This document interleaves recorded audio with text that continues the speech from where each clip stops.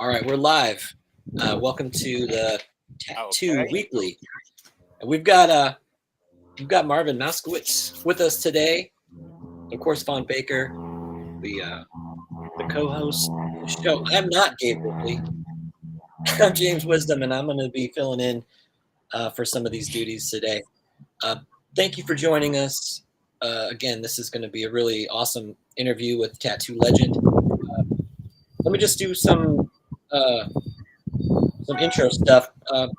Welcome to Guy Etch's Reinventing the Tattoo Network, where tattooers, collectors, apprentices, and the curious are all encouraged to join these live stream and real world events. We're beaming out nearly every single day. And so, with your help and the help of the streamers, we're putting together a quality network. You can also find Reinventing the Tattoo at these fine places: the Apple App Store, the Google Play Store. We're on YouTube, Facebook. There's even a Roku channel. We're also available on all the major podcast directories such as Apple and Spotify. So be sure to find out more by visiting Reinventing the You're Tattoo. breaking up a little. Oh no! Be sure to find out more by visiting reinventingthetattoo.com. Hopefully that'll do it for our introductions. Let's jump right into the interview. With us today, we have Marvin Moskowitz, again, tattoo legend. I have some interesting questions to ask you, Marvin, but Okay. I guess I'll just sort of start with, try to prompt some stuff here. How about some All of right. your earliest influences? Early Tell us influences. a little, yeah, about your early To tell you the influences. truth, the Yeah. only influences I actually had was my father and my uncle, Bowery Stan, and my father. Um, I'm from the era where if a tattoo artist visited your shop, it wasn't to say hello, it was to see if you're busy and see what you're doing. So there weren't too many influences. I knew Tony Polito very well. Um, my father's only 17 years older than me, so a lot of his friends became my friends as I got older. I knew uh, Coney Island Freddie.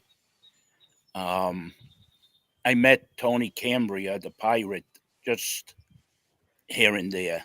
We would go out to Jersey sometimes, and they would stop and see him. And the pirate thought that they were there to open up on him. He's a little paranoid type of guy, so we didn't stay long. But I was a kid at that time. We would go to Coney Island and visit my other uncle, their brother-in-law, Flatbush Stan, Stanley Farber, who had opened in 1950 or 51. I can't remember the address off the top of my head, but in Coney Island. And I believe, I don't know if it was Eddie or Coney Island Freddie ran one of the games there when the winter time came. And so I would go with my father. I knew those guys, but as an influence, tattoo wise was Tony Polito, my uncle Barry Stan, and my father. We weren't into this is Bert Grimm's work. I thought everything was Moskowitz designs at one time. I would say my father, hey, they took your designs. And he would just ignore me and stuff. And then I found out a lot of designs they put in the catalog and stuff they took from. But tattooing,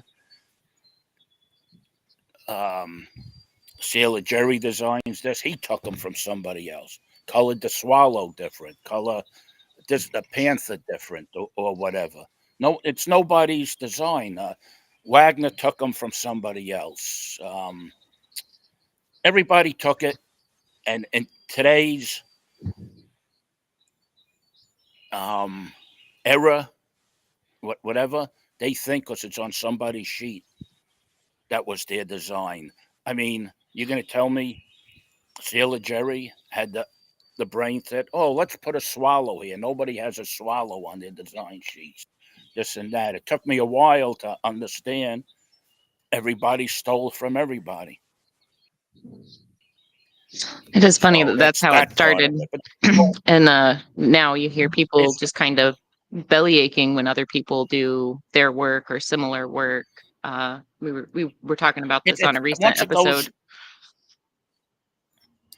once it goes on Facebook, on Instagram, whatever, it's not your design no more. You put it out in the It's universe at that the point. internet's design. Yep. You know how many tattoos I did? They bring me in somebody's something, so you change something. You change if it's a face, you change the look at the face. If it's a bird, you put a rose out of its beak or whatever. And it's not their design no more. In fact, when somebody sells a sheet and you see it's copyrighted, I know in the past, I don't know these modern times, the world and technology has surpassed me at my age of 69 now. But anyway, it's it's nobody's design. I forget a little as we go on what I'm talking about. You got to just change here and there. Oh, what I was saying, designs and copyrighted. The only thing that's copyrighted is the order of those designs. You take one design off or two designs off, and there are two other ones. That's not copy. That guy's copyright is no good no more. So it's just tattooing is an industry of thieves, crooks, criminals, sex or abusers, whatever. You're reading more and more that tattooers are abusing their female customers. But that's been going on for ages. It's nothing new. In this era we live in, they think everything is new. They think there was never an LGBT community before. They think that's all new. It's been around before they were ever born, before their parents were born. I mean, they think everything, no matter what the industry is, they think everything is brand new. Next. It's funny. Next question. Recently, Derb and I were having a conversation about kind of like what separates this new generation of tattooers versus like the old school. And deep in our conversation, we kind of came to the conclusion that it's the biker community. I came up in the biker community. I came up working poker runs, being like the official tattooer of one of my buddies' clubs that I was very closely affiliated with. But the thing that we were throughout our conversation, the conclusion that we came to is like, when you're in the biker community, you are surrounded by outlaws. You're surrounded by all of these things that you just listed, Yes. womanizers, whatever label you want to give it. But within that community, there's so much like your word is your bond. There's this whole other code of respect that goes along with the biker community, even though they may be criminals or whatever label, like I said, whatever label you want to give them. But there's this code of respect, and there's this code of like, you don't step on other people's toes, you don't step out of line, you don't disrespect Oh, of another course. client, let alone another tattooer. But I Right. think I think that's probably the big distinguishing factor. And this is just, like I said, this is just our opinion that we kind of came to through like a 2-hour conversation. But I really feel like that kind of entry into the community kind of like it hardened me in a way, but it also made it like, you have to be a good person to an extent to be successful in the tattoo community. You can't like leave clients hanging. You can't do other Oh, of course tattooers not. wrong. Things like that. But I do think that like the biker community was so tied into the tattoo community for so many years, and now that it's kind of like separating with this newer generation of tattooers, I think that's one of those things where like you have younger tattooers that are more easily offended because whether they're male or female. I mean, I had to sit in that biker club and I had to hear like all of my close friends even talking about women in crazy ways and talking about other guys in crazy ways. But like, I had to have thick enough skin to know that they were just kidding and to not be offended by it because they were just jokes. Like, however, in poor taste, they were still jokes. And I think it's crazy that you bring up like this generation versus They the think older they think generation where like everything's I new. feel like I'm at the very tail end, the tail end of the former generation, I guess. But what'd you Yes. just say? Oh, what I was telling Mr. Wisdom, I love that name, Wisdom. But Thanks, anyway, Mr. I was Moskowitz. telling him when I used to go with my father when I was a kid to the shop that they had on Long Island when they outlawed it and they moved to Long Island. We moved to Long Island when I was born in '55, so I was 9. And how I remember that is Muhammad Ali fought Sonny Liston in 1964, and all the news and TV was one of the biggest fights of the century then, and it was always every time you put on the TV, Liston and Ali. So that's how I could figure out what year we moved to Long Island. But anyway, I used to go to work on a weekend, on a Saturday, with my father and uncle, and all the bikers would come down. And one guy in particular, they call him the Dragon Man. He's on Facebook, Instagram. They call him the Dragon Man. He was the go-to guy for Harley Davidsons at that time, and he made a dragon bike with the tail, hence the Dragon Man.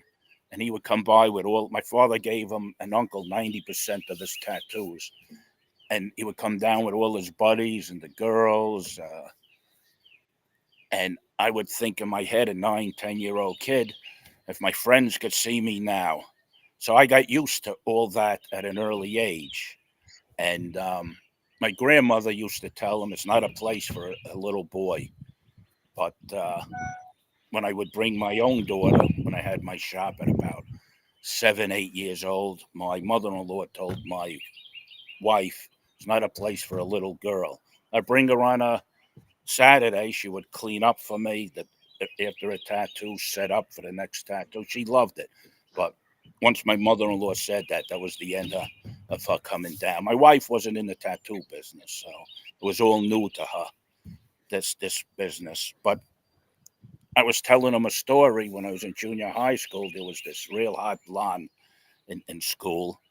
16, we were 16, and my father knew this guy. I can't think of his name, but he was a vacuum cleaner salesman, but he was a biker off hours. And he came down to the shop one Saturday night, and this blonde is on the back, and there's that girl.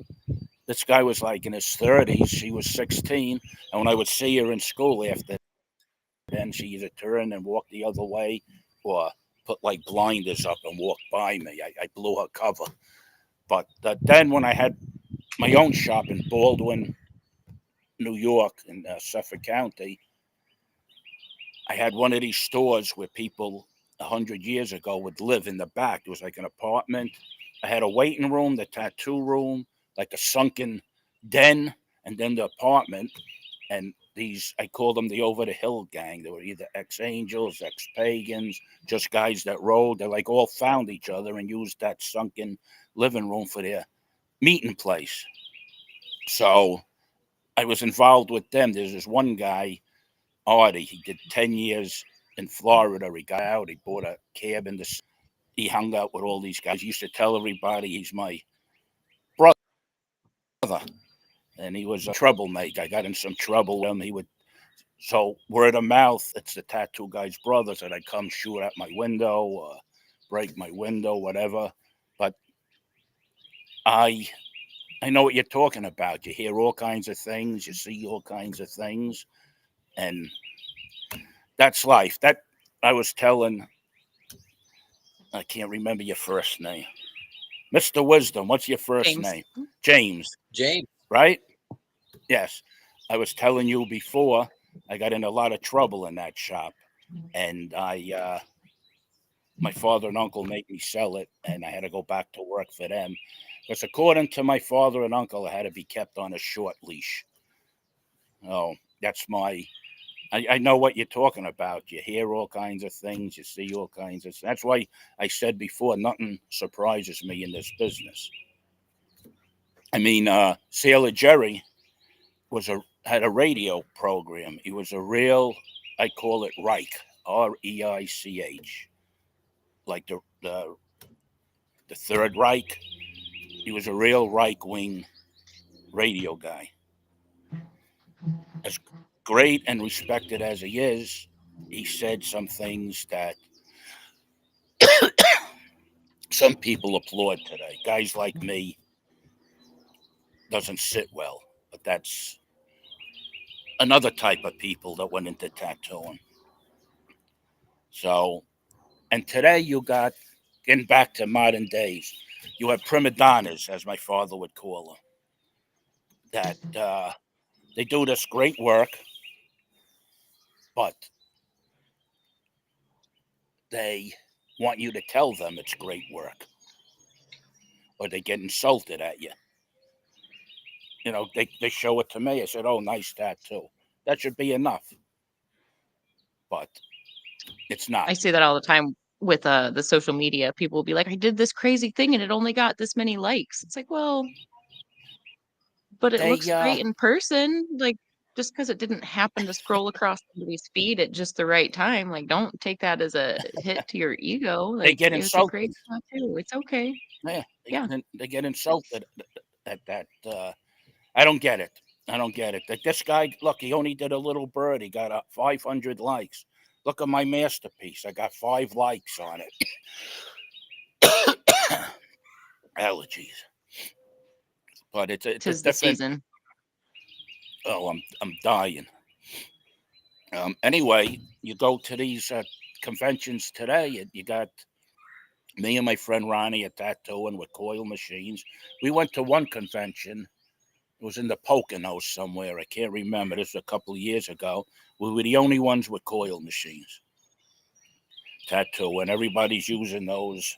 But they do terrific work with it. They got this thing, loyal to the coil, which irks me a little bit because to me, you're admitting you can't do that type of work that they're doing with their the pen, or I know what they call it, but to me, it's a pen.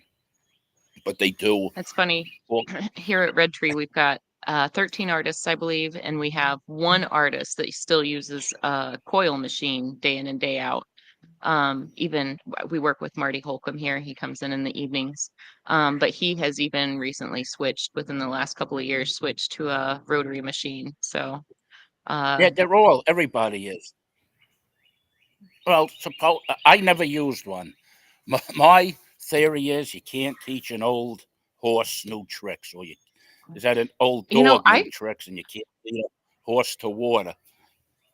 I firmly believe that anybody that's starting out tattooing should still start out with coil machines. I feel like there's a lot of like information that the machine Oh, gives you as you're working with it. There's that sound, there's that feel. And I feel like if yeah, everybody started with a coil machine, they'd have a much better, softer touch and a better understanding of what they're doing when they do switch to a right, rotary machine. right, right. But what I don't like about a lot of today's tattooing, a lot of it is, to my opinion, is way too dark. All this elaborate tattooing they do seems to be Hmm. way too dark. A lot of black.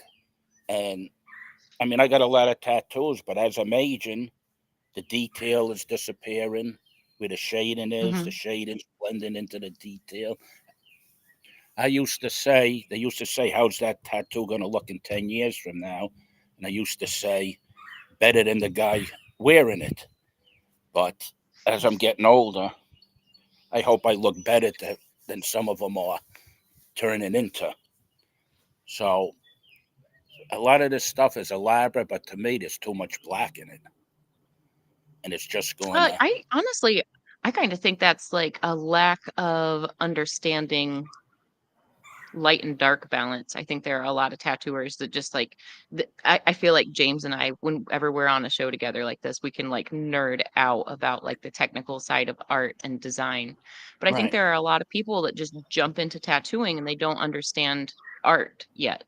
They don't understand that, you're supposed to have light and dark in an image. You're supposed to have areas of high detail and areas of less right, detail, and that's how you like draw the eye, and that's how you control how you're telling the story. And I think there right. are a lot of people that are like, yeah, I don't need art school, I don't need this, that, or the other.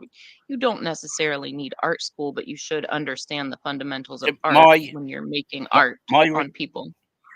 my regret myself is I never went to arts school. I always meant to, I always had the time to, but I'm the type of guy, I would make plans with 3 or 4 people. people, and wherever my car took me, that's the one I kept the plans with. So I always wanted to go. I would have been a much better. I'm a tattoo artist. I'm not an artist. I do stencil work. I could draw a bird on you, maybe an eagle, but I do the stencil work, and I do what I know. How I came from an era you didn't need great artwork. My father and uncles came from an era you didn't have to do great artwork. There's a thing that puzzles me. Before World War II, you saw great artwork from Charlie Wagner, from Berker, from all these great patriotic artwork and stuff. Then somewhere as the war started to quite a few years after World War II, it just became, give me a panther, give me this, give me a bird. So somewhere the great artwork disappeared and then it came back again, which always puzzles me. If you ask people when they got that tattoo and they say during the war or before or after, there's a difference in the work, which Tony Polito used to tell me. When you got 20, 25 people waiting to get tattooed, you can't do artwork on them. During the war, the shops were booming. So that could be a reason. That's my theory, that some of this great artwork disappeared.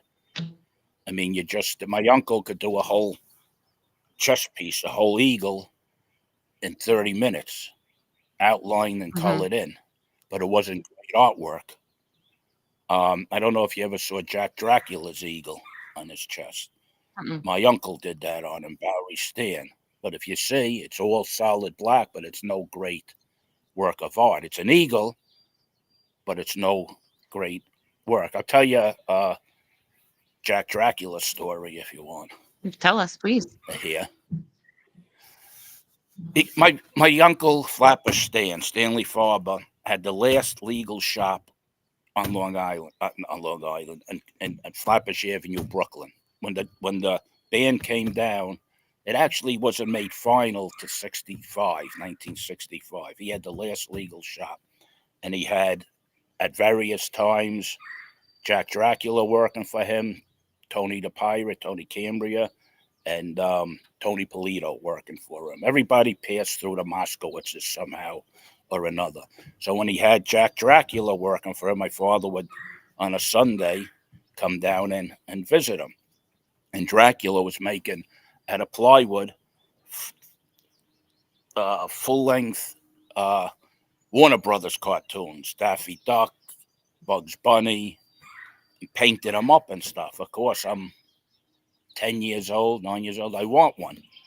And my father offered him at that time up to $20 for one.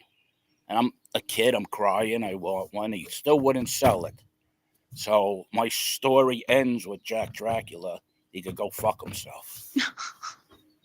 Wouldn't sell it at all, huh? Story. No. But I met him once before then. The first time I ever saw him, he had the circles on his eyes, and I ran down Flatbush Avenue. If my father didn't catch me, I'd still be running. He was a big 6'5", scary-looking guy then. My father and uncle wouldn't tattoo his face. So I forgot who did it. I think Tony the Pirate may have done it. I'm not 100% sure, but my father and uncle were pretty tight with him at one time, but they wouldn't touch his face. My father used to go on the subway with Jack Dracula. He had a full-length black coat with a hood, and they go and spook people on the subway with his face tattooed and everything. Well, hey, That's my Jack Dracula. I'd like to show your website if we could.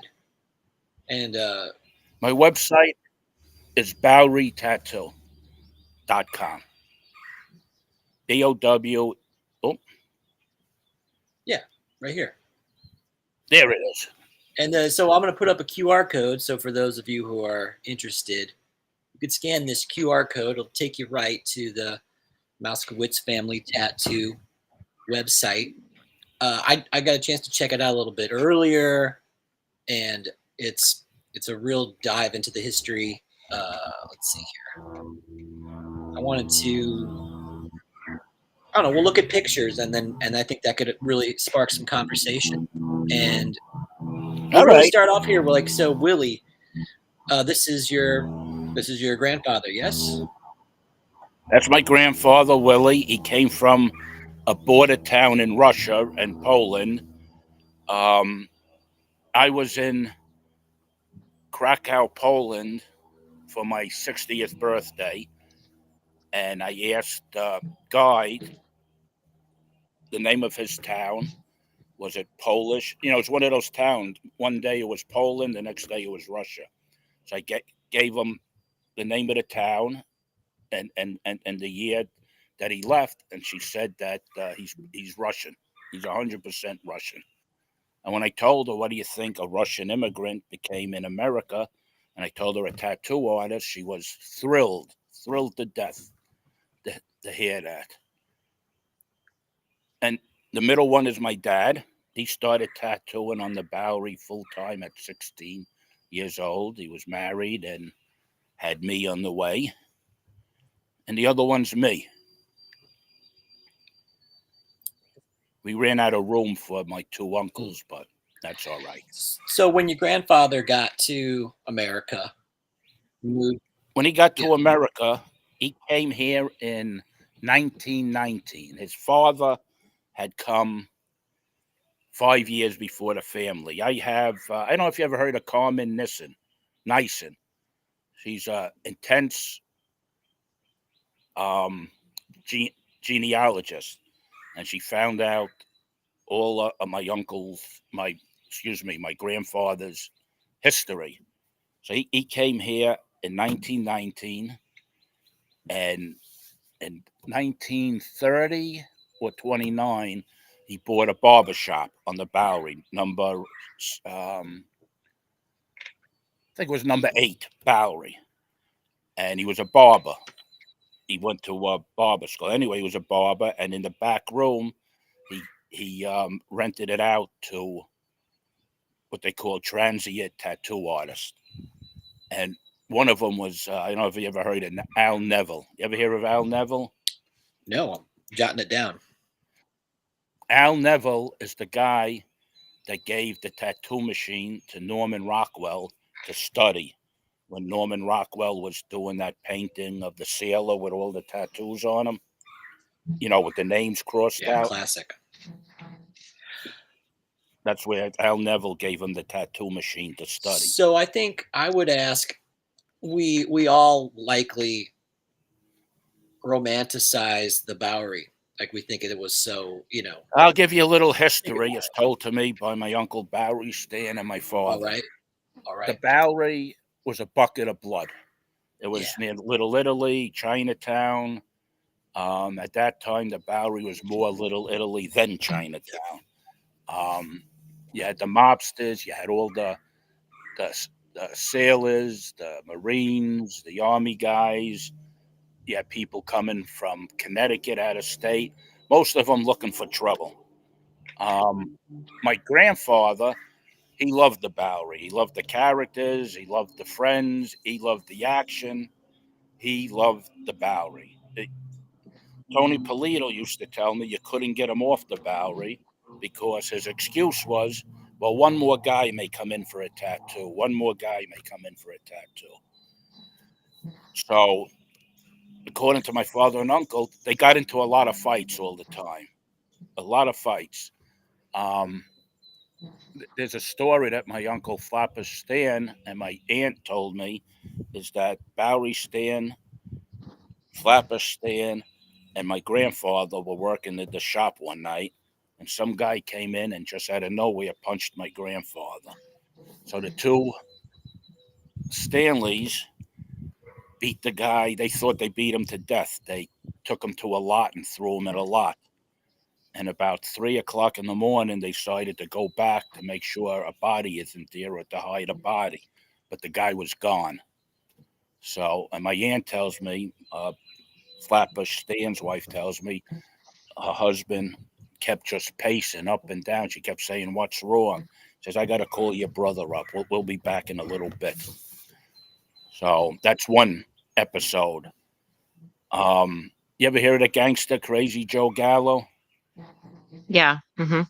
Well, Crazy Joe Gallo used to hang out in a store, a couple of stores down from, at that time, I'm trying to think, it was number 4 Bowery they were at.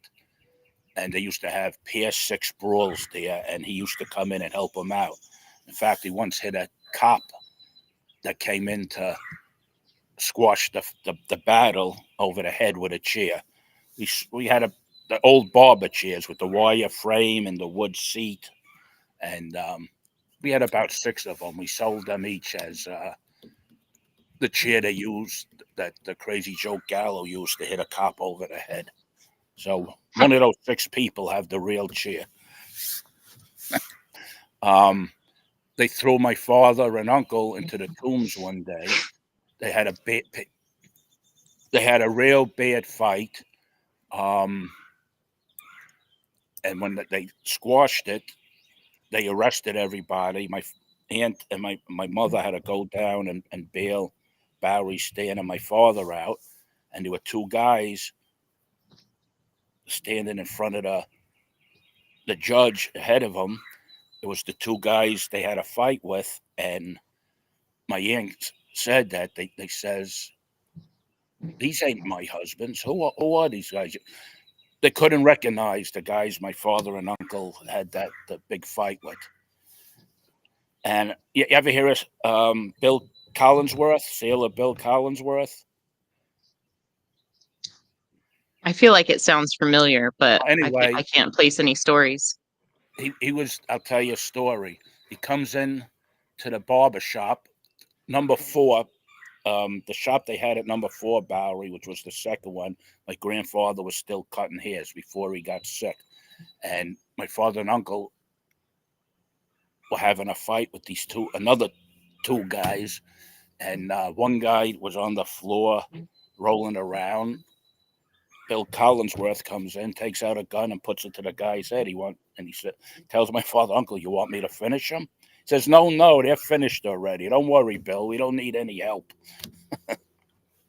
So that's how the Bowery was in those days. Later years, when they would tell people stories about all these fights, my uncle would tell me they're glorifying this. We were young guys. We had kids. We were trying to put food on the table. And we had to go through this bullshit just to make a living.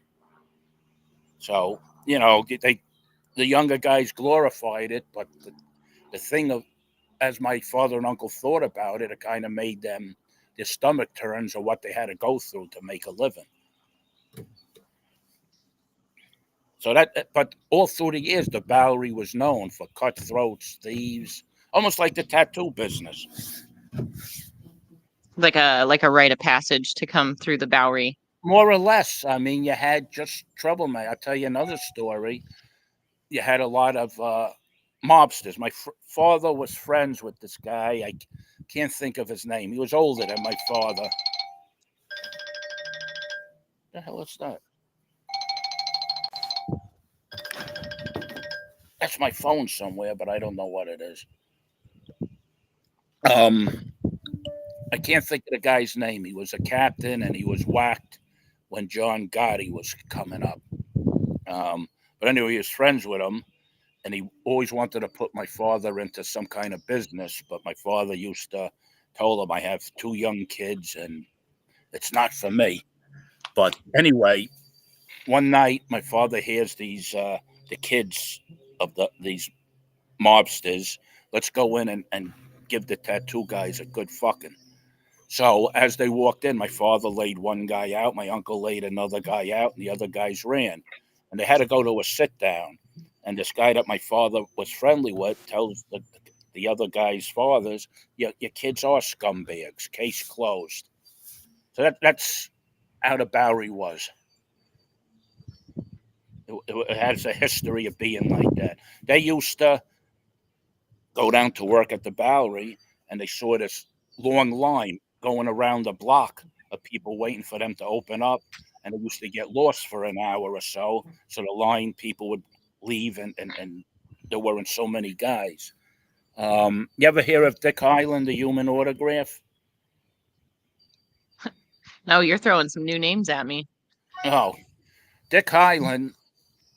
You'll have to give me your email. I'll send you a couple of articles I have and pictures of him and stuff. Okay, He I'll was definitely what they connect those with call you. a denizen of the Bowery, a citizen of the Bowery. In fact, the New York Post and the gossip columnist had a little paragraph on him, the newest citizen of the Bowery. He passed them off. There was a famous boxer in California fighting Dick Highland, who for years I thought was the same guy. But like I said, Carmen Nyson researched him for me. The Dick Highland that worked the front of my grandfather and uncle's shops passed them off as this guy. It wasn't him. He was arrested quite a few times for impersonating fighting Dick Highland. But anyway, he found he was. I got an article. He was once arrested for stabbing a guy in Charlie Wagner's shop. But anyway, he found my grandfather. My grandfather gave him a job watching the front. I'll get back to that. Well, I go ahead. When I talk, I go point A, point C, and back to point B.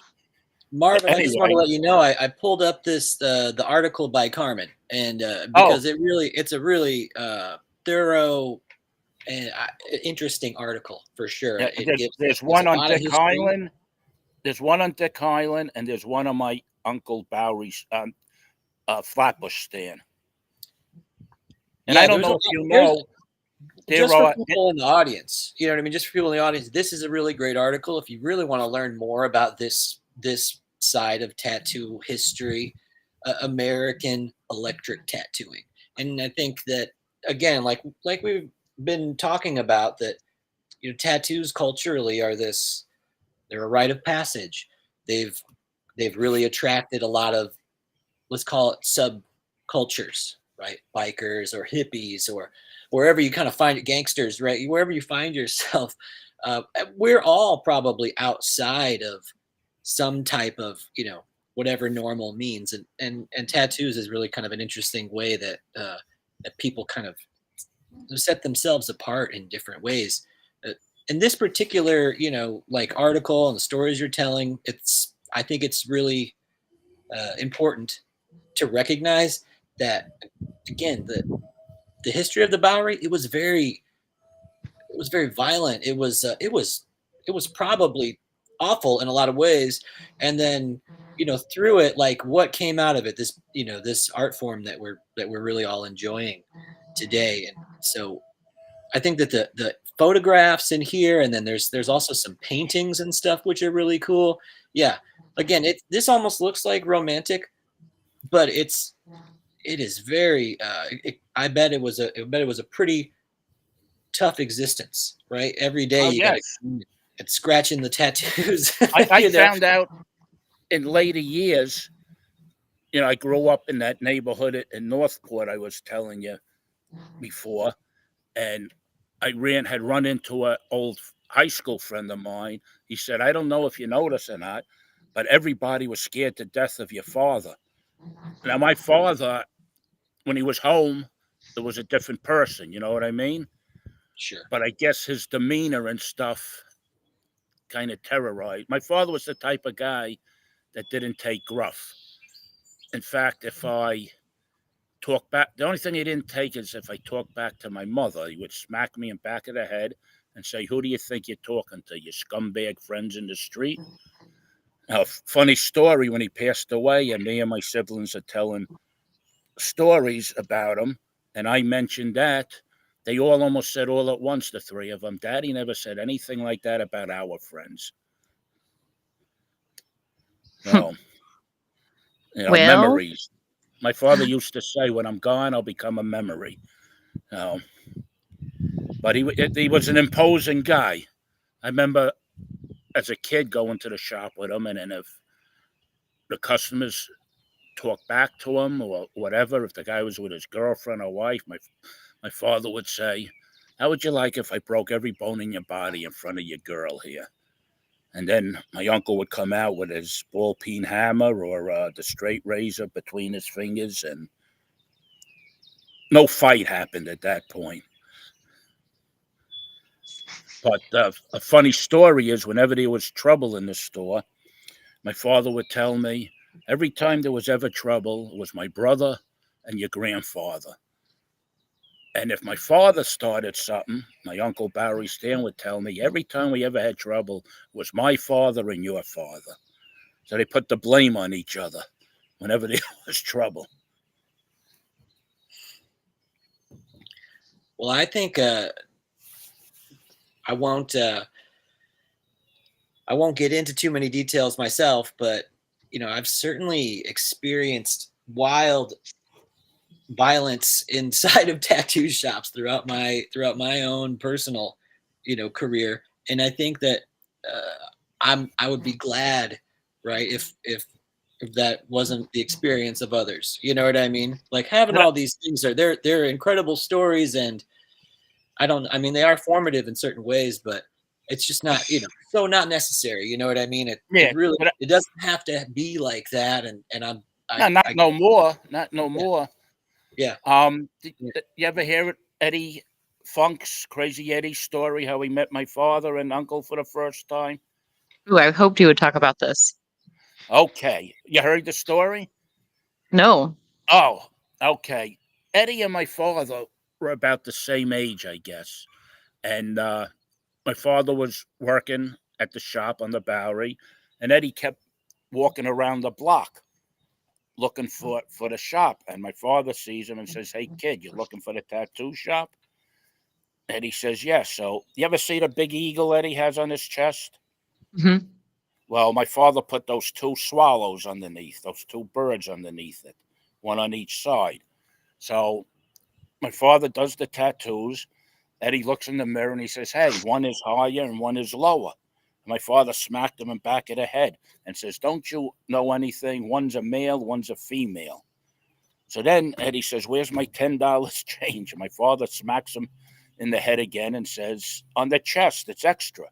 So they got in a little argument, and then my uncle Barry Stan comes from the back with his hammer and says, "You giving my brother a hard time?" So Eddie says, "Then I thought it was time to go." And the moral is, there started a lifelong friendship between the three of them.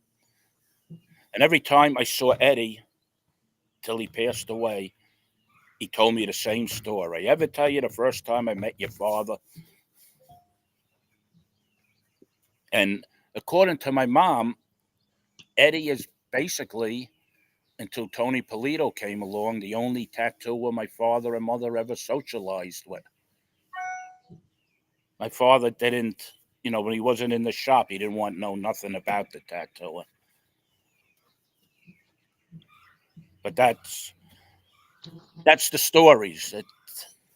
If trouble didn't come to you, you made your trouble. That's what I It's used so to say. crazy. You've got such a rich, such a rich tattoo history and such a rich family history with all these people that like you just grew up with people that would be Well, like life changing for the average well, artist right now to Tony know. Polito used to have. He lived in Brooklyn. This is my father's dead 17 years, so this is after my. We used to meet him and his wife Sugar at night at this seafood place when we would close up, and we would meet Tony and his wife sometimes.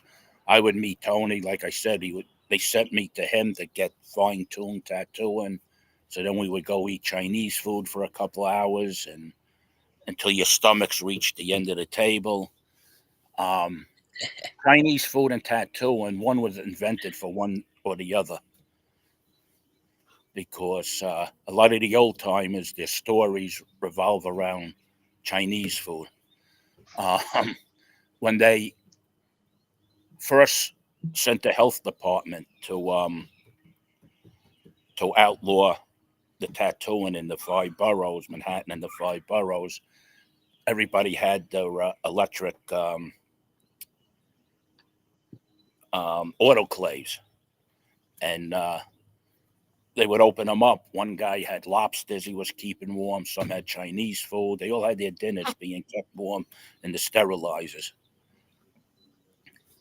So, Man, I and can't. they I mean, all, I can't imagine because things were crazy, but I can't imagine actually using an autoclave to heat my dinner. you got to keep something to keep it warm.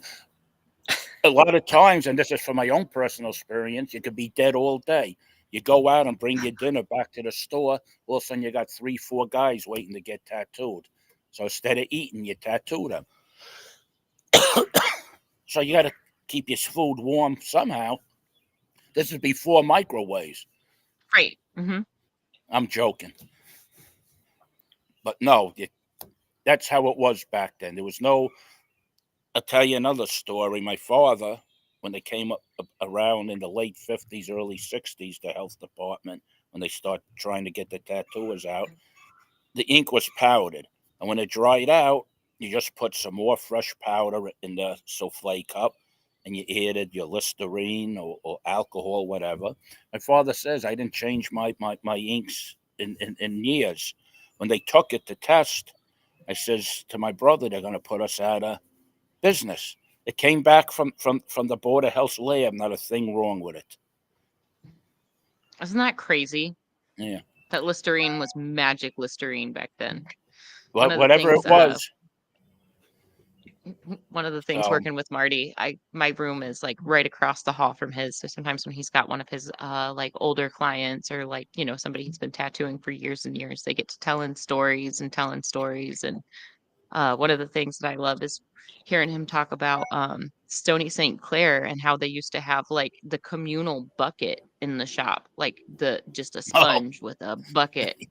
That was I can't Charlie wrap my head around Wagner's. that. That was Charlie Wagner's thing. Ugh. I mean, I know Nobody caught everybody none. did it, but ugh. When they overturned in '95, when they overturned the law outlawing tattooing, the Board of Health said it, because don't forget, when they outlawed it, you had 100 guys that went underground tattooing. And Right. they admitted it has never been then or now a health hazard.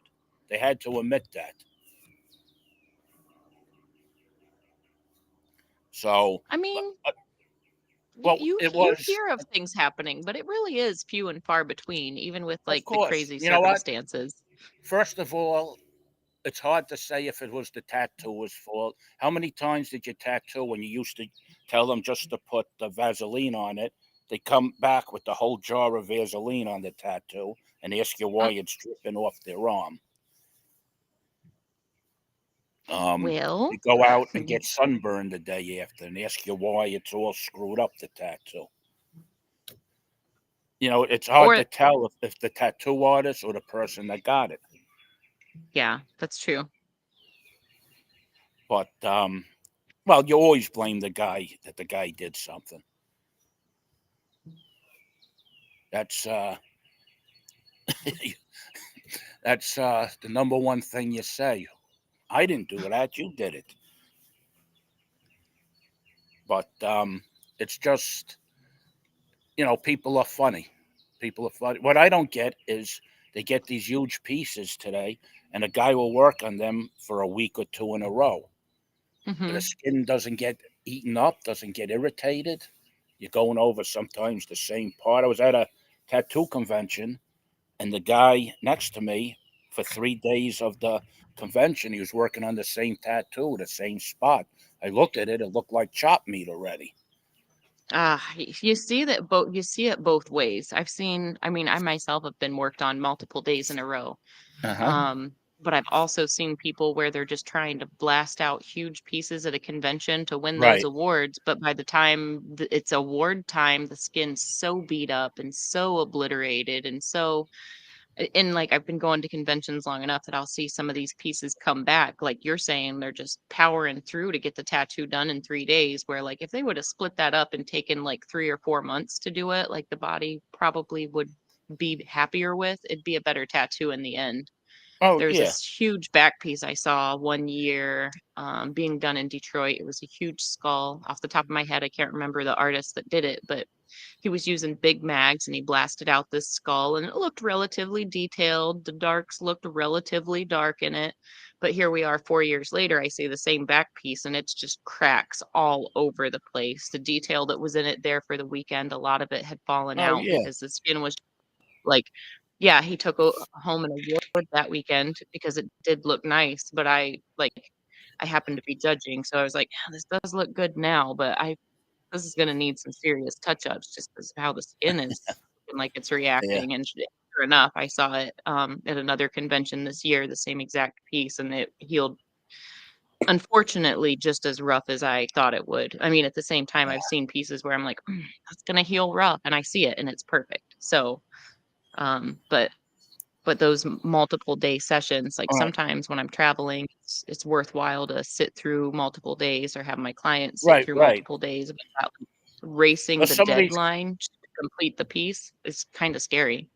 well, I see people that actually will get a big piece, but they'll wait every year for the same convention for Hmm. the same guy to show up.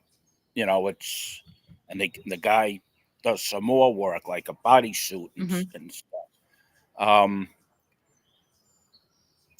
could you show a picture of the audio book? I just want to give it a little plug with the kid slug tattooed, and I'll explain what it is. Well, I'll look that. Let me look it up, and Yeah, and I'll but start yeah, explaining it. yeah. Go ahead and start. Go ahead and start explaining it. And could you name Okay. it again? Yeah, it's called Last of the Bowery Scab Merchants. Last of the Yeah. Bowery Scab Merchants. My father died of non-Hodgkin's lymphoma. And the last year of his life, my kid brother, who I'm actually 17 years older than, decided he bought all this recording equipment and interviewed my father. First, it was going to be just an interview about his life and stuff. Then it became a labor of love, and he went into the tattooing end of his life. So it's a 2-disc CD of my father telling his life story as a Bowery tattooer, as a tattooer on Long Island, a little life stories. We have 3 boxing historians: Mike McCabe, um, Eldridge, what's his name? The guy with the book mistress, Chuck Eldridge, and Marissa. I can't think of her name. It's a Greek last name, but they give their take on the Moskowitz family. It's very interesting. Some interviews with cousins and stuff, but it's basically my father's stories, and he'll name some Barry tattoo artists like Jack Red Cloud. Um, I can't offhand think of the other names he mentions, and it's part of this. It comes with a 22-page booklet of photos and stories. It also has my friend Slats. He did 40 some odd years behind bars. He was a soldier for the Colombo crime family. I meet them all some point in my life. I met them all. But anyway, we interviewed him. He had tattoos from Charlie Wagner. My brother interviewed him, so it's him telling how he got tattooed, him and his friends at Charlie Wagner's place. It's anybody that wants to know tattoo history. And we only sell it. It's going to be a collector's item. The only thing is you need a CD player to listen to it. Something that's already that's Well, I'm gonna have to grab myself a copy of this because my van still it, has a CD it, player in it, and I it, spend a lot of it's time on the road. we get $30 plus $5 postage. Nice. Yeah, I'd love to hear all these stories, and Oh, it's it's so terrific. In we're getting fact, to a place like we kind of started off the conversation talking about like the differences in the modern generation of tattooing versus like the older generation of uh, tattooing, and these what, stories what are what are the foundation of what we get to do today. This make believe job that we have, it was a make believe job back then, but it was so you know much my father rougher and used to so say? much. You know what Tell my me. father used to say when he has to? He would tell a guy. I would tell it when I worked the front. I would tell a guy a price, and then my father, the guy would hem and horse, and my father would lowball him, and the guy would get the tattoo. I always went for the higher price, but anyway, my father would do it, and I would tell him, "Why'd you do it for that price?" He says, "You got to be lucky that they actually let us do this to them." Hmm. So I was brought up, whatever the guy got in his pocket, you don't care how much he has or how little. The idea is to put what he's in his pocket in your pocket. So that was my father's That's, philosophy. yep, that's So something I like to Marvin, remind. Go ahead. go ahead. Go Go ahead. ahead, Bob. No, go ahead. I was just gonna say one of the things that I always like to remind people that like as amazing as this job is and amazing you get to hear and be a part of, if it wasn't for the collector walking in with $50 in their pocket or $200 in their pocket or Oh, of $500 course. in their pocket, if it wasn't for that person, we don't have a job. You know what I mean? Like, Right. and I think a lot of people, When Mike, like the prima donnas that you mentioned earlier, a lot of people just don't want to work for less. And I've learned over the years that sometimes doing that tattoo for less, knowing that that's all the money that they have, like making that of compromise, course, I've now sealed the and you're deal giving and I them have something that they client want. forever. Yeah. Yes. When Mike Tyson came along, he had Mike tattooed on his arm. When he finally became a name, every black person, every white kid was coming in. They want their own name on them. I mean, it was like every day you did 30 names. And my father would charge $25 and giant letters, whatever their name was, with a little scrolling or whatever.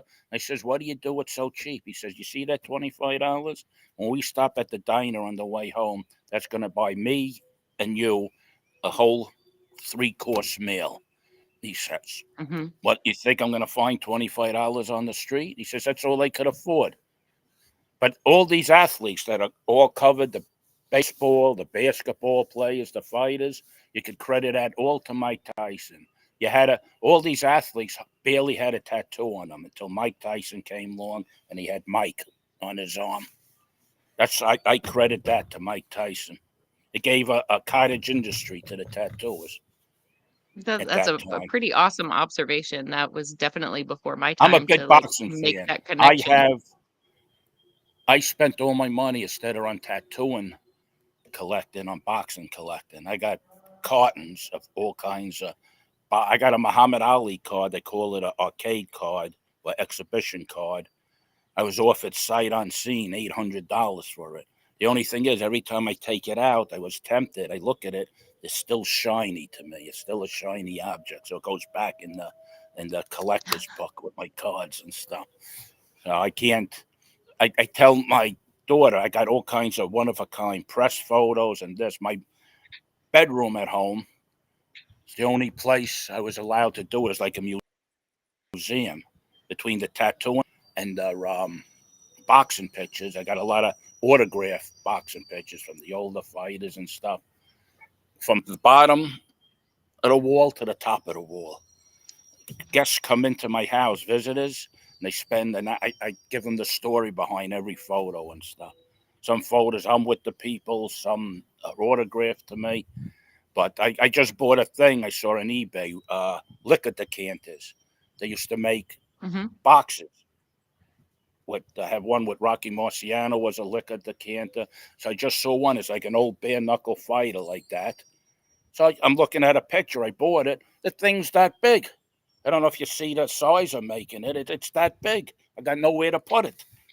But I look at it. And my brothers and everything, you should start selling it. You're going to be 70 years old. You're not in that good health. He says, well, when I die, you'll decide what to do with it. But I tell my daughter, I only have one daughter, I says, when I die, these things have value. Just don't get rid of it. She says, in other words, when you die, I'm going to inherit all your crap, she says. My daughter's something else. You've said that you called yourself like the last The last last Moskowitz. man standing. You're the last one in the business, and you said your daughter is going to go into the. My daughter tattoo. got 2 master's degrees. She ain't interested in tattooing. My 10-year-old grandson, I have a brother that lives up in Provincetown, and that's like my daughter and her family's summer home. They go up a couple of times a year. They love it up there.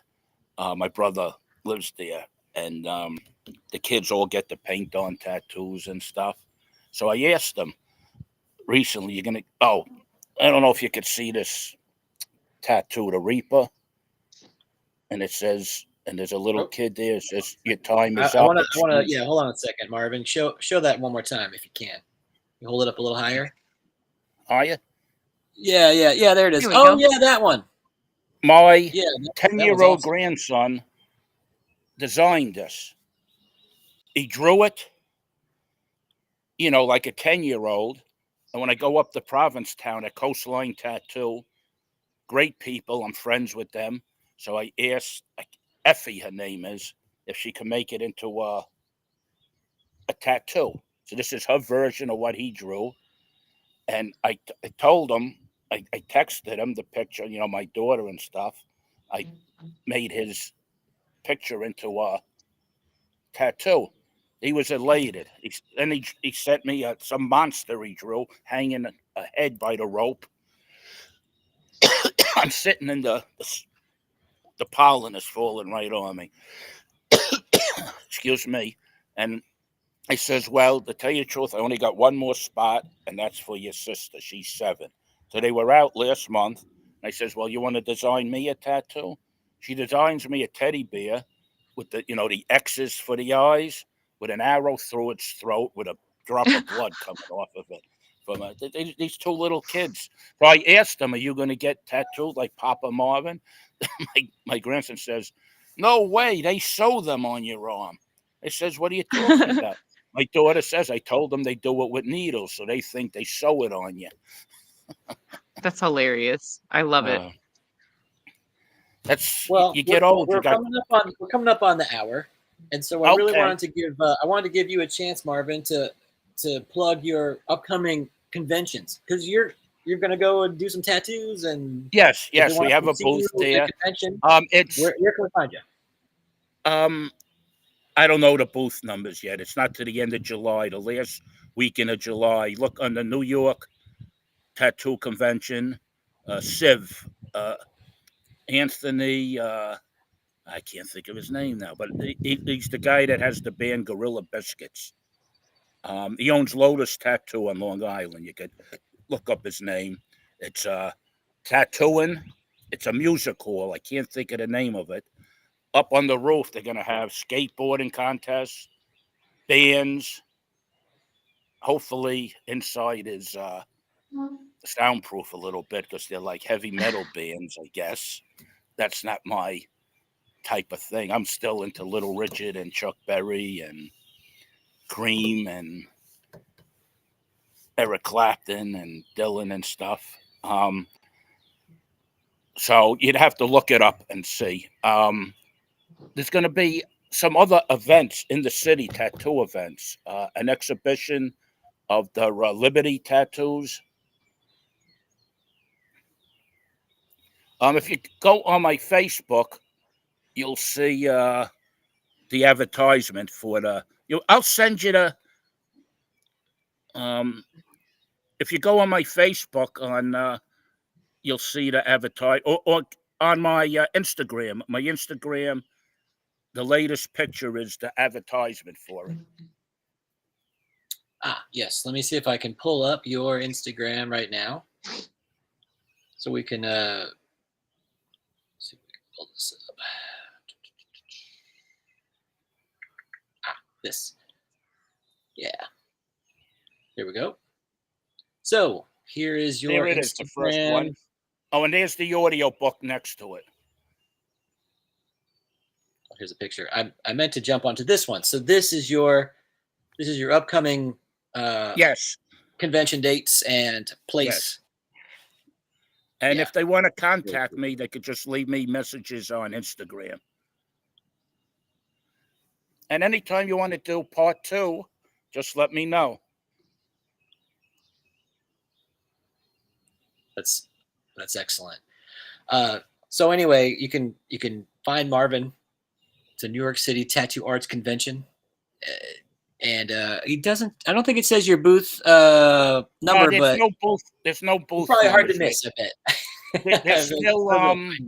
They're still putting it together. Cool. Everything. You'll see Ronnie Delaquilla's banner, and you'll see my banner is my grandfather tattooing, and with little circles on top of it of the famous picture of my grandfather, Bowery Stan, Dick Hyland, the human autograph. We never talked about him, did we? And my father kneeling down. Too much richness to cover all of it. So yeah, we got to have you back for part 2. Yes, whenever you want to do a part 2, I'm usually available. If I ain't having 100% blockage removed. I love getting a chance to record these stories, right? Somebody has to. Can I just say one thing that irks me? Nothing about you guys. That there's people now telling stories about the Moskowitz family that have no idea about the Moskowitz family. I just wanted to put that out there. If they want to contact me for information or whatever, they could just contact me. But if you're going to do something about the Moskowitz family, you should at least talk to somebody from the Moskowitz family. That's my biggest irk about now, present time. Keep the Moskowitz name out your mouth. You know what I mean? So it's... Listen, I had 15 amateur boxing matches and 1 professional boxing match. But the only thing I could do these days is run, and not very far. It's been a pleasure to get a chance to. It's been my pleasure. Talk to the source, you know what I mean? To talk to a real source of this history. Yes. And I guess I would say I would also love to read, if your daughter ever does a study, psychologically into tattooing as a cultural practice. I think that'd be an amazing essay as well. My daughter works mainly with children, but who knows? You can never tell. She got a master's in psychology and a master's in social work. She has a little office in Brooklyn, and she works with. The only thing that frustrates her is you're sending the children back to the problem. So she tries her best. And I don't know, I guess I do feel like in a lot of ways, like the way we think about what's beautiful, and even the way we might go about selecting, like what tattoo are you going to get? It's so unconscious. It's so a part of all of the things that, kind of make you this unknown knowledge, like stuff, but you don't know that you know it. And so much of that is, it comes out, right? You're like, there's a truth about you that comes out through the tattoos that you end up putting. Oh yeah, of course. You could tell. Well, I'm not one of those guys that got any themes, but you could tell a lot of people from the tattoos that they have. Yeah. A lot of people, I'm Jewish, but a lot of people in my lifetime with the tattoos, as I'm tattooing them, would say anti-Semitic things or off-color things about Jews without thinking. I once was at a bar with this girl a friend introduced me to. I kind of had my hand on her ass. She's kissing my neck. And then they showed something on the TV about Jews. And she says, "What about those Jews? I can't stand them," she says. Of course, I had tattoos. She never thought that I might be Jewish. So people get a perception. I went off the conversation a little, but things pop in my head that come out. I think it's a really important conversation that I'd love to hear more about it. And so I think we're, when you're ready to talk about that, definitely have you on, and we should, don't get me about. It's important. If you have something else, some of the tattoo people not like my views about politics and stuff. I'm a liberal's liberal. A liberal's liberal. Nice. Huh? Amazing. I said a liberal's liberal. Nice. Yeah. Yeah. In fact, I'm Amazing. gearing up for the revolution. The cops ever came to my garage, they'd be taking me out in handcuffs. Oh no. Well, it's again, it's just amazing to get a chance to meet you virtually. I got to get out and see you live. Okay, in go ahead. person, And Marvin. just let me That know would when be you want to so do cool. round 2 or whatever. Oh, yeah. Yeah, All right, hopefully, well, yeah, Okay. hopefully we'll do it soon. But thank you so much, Marvin. I want to plug real quick the Hell City Tattoo Convention. It's Oh, coming yeah. coming right up up, real fast. May 17th Where through is the that? 19th in Columbus. I'll Right see here you in in hell. Where is Columbus, that? Ohio, about 2 miles up the road. I'm not health-wise up to that yet. Too soon. No, we love. Yeah, it's well, we gotta come out to New York and see you. But there's one Yes, other. Gabe, we Uh, keep making plans, me and Gabe and Mark, but they keep falling through. yeah, yeah.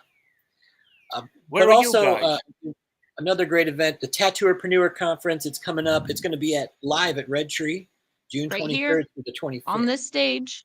Yeah, right there. Where Fawn is. Where So is Fawn, Red you're Right in here. Columbus. We're Fawn's also in Columbus, Ohio. I'm in Indianapolis. That's where I'm. I'm in Indianapolis, Indiana. So we're all over the country. Yeah, Yes. yeah, we've got the But you're reinventing. gonna It's like a net. broadcast it, right?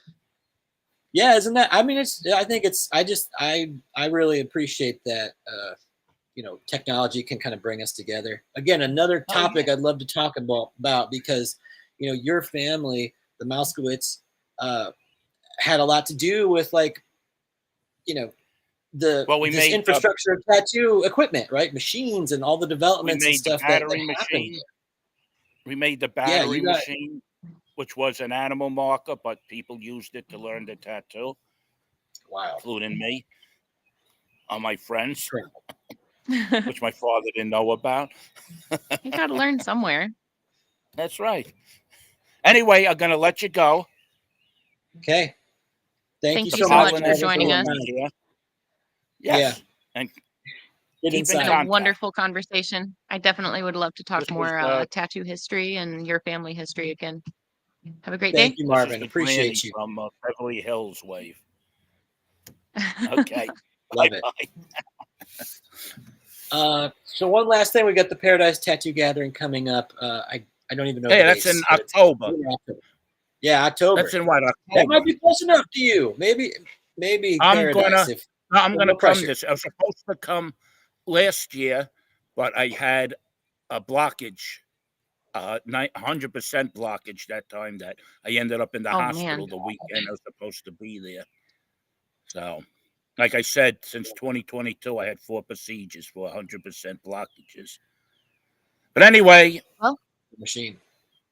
All right. stay strong. Keep Yes, recovering, and we'll see you in October for sure. that's awesome. yes, definitely, if I'm still around. Okay, All right, bye-bye. you better. Bye. All Bye-bye. right, and then also Tattoo Now. Tattoo Now is technology for tattooers. If you need some solutions for your communication, check out Tattoo Now. Ask for Gabe. And then, of course, we'd like to thank Guy Atchison for being the founder and inspiration behind the Reinventing the Tattoo community. Thanks, Guy. This really is a great space, and we really And don't change really your name from Mr. Wisdom. I won't. I'm sticking with it. It was I had no say. I was born this way. That's all I can say. So. Even better. Fawn, thank you so much for Okay. for having me on. This is Fawn and Gabe's show, and I was just pinch hitting for Gabe, so I really appreciate it. This will be on YouTube, right? Yep. Yeah, Okay. This is on YouTube. I tried to put it on my Facebook also, but I couldn't get it. You'll be able to add the link. Yep. Okay. Yeah, you should be All able right, guys. Thank you. All I'm right, clicking guys. the leave button. We'll see you all next week.